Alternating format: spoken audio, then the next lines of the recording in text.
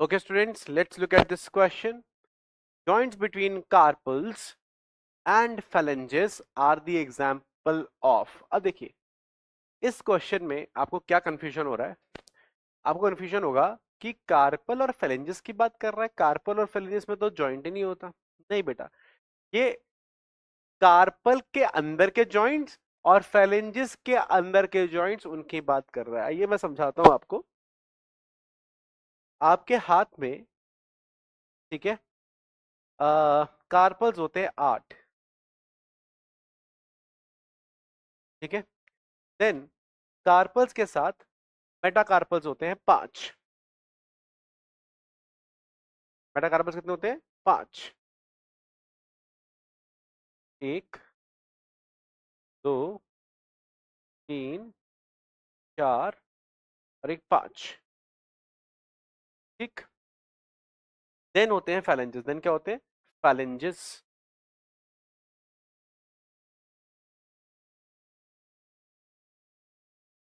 ये मैं यहाँ जॉइंट्स बना रहा हूँ, ठीक है। देन होते हैं आपके क्या? फैलेंजेस। फैलेंजेस अंगूठे में 3, सॉरी अंगूठे में 2, ठीक है। देन, ठीक है, देन बाकी उंगलियों में 3 3।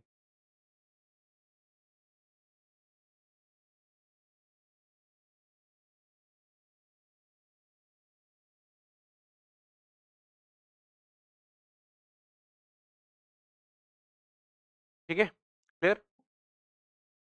इस तरीके से।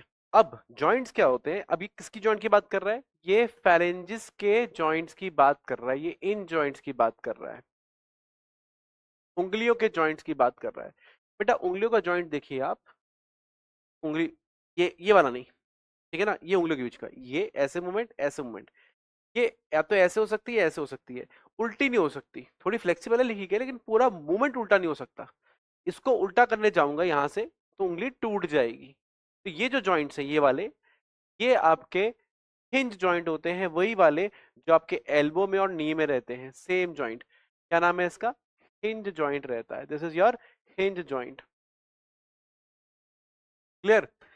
अच्छा, कुछ जॉइंट्स आपके यहां पे भी हैं जो आपके मेटाकार्पल्स और फेरेंजेस के बीच में। आपको पता है ना, उंगलियां हमारी फेरेंजेस हैं,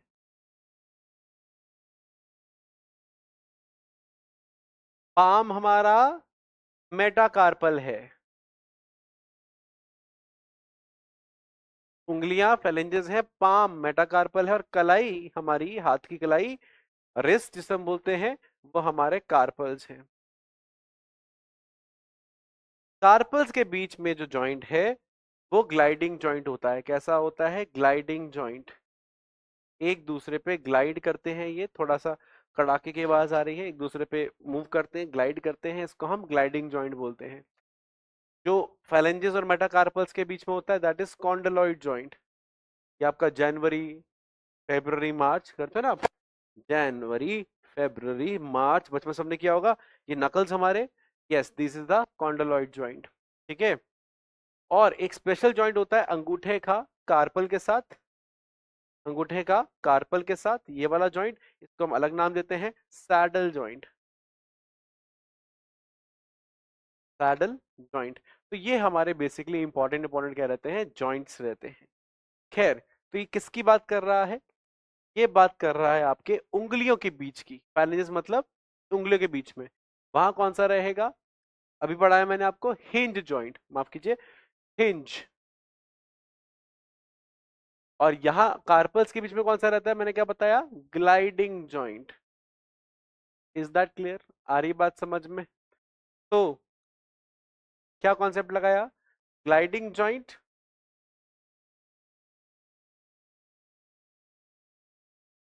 बिटवीन कार्पल्स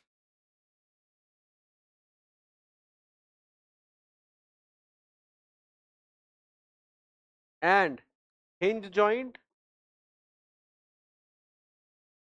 बिटवीन phalanges।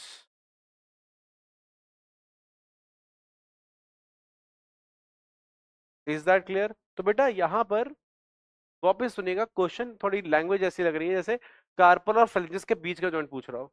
दोनों के बीच में जॉइंट ही नहीं हो सकता। इतना इसलिए आपको समझना पड़ेगा कि phalanges और कार्पल्स के बीच जॉइंट नहीं है, बीच में मेटाकार्पल्स है। इसलिए आपको लैंग्वेज को समझना पड़ेगा कि मतलब वो पूछ रहा है phalanges के बीच में इंडिपेंडेंटली और इसके बीच में इंडिपेंडेंटली। ठीक है, यहां आ गया हिंज, यहां आ गया ग्लाइडिंग। तो hinge and gliding, hinge and gliding, ये रहा gliding joint and hinge joint.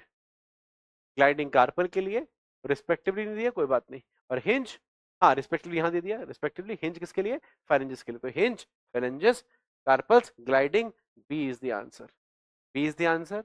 और ये हमारा कॉन्सेप्ट और डायग्रामेटिक कॉन्सेप्ट मैंने आपको समझा दिया, तो फाइनल आंसर बी, और ये आपका बेसिक कॉन्सेप्ट।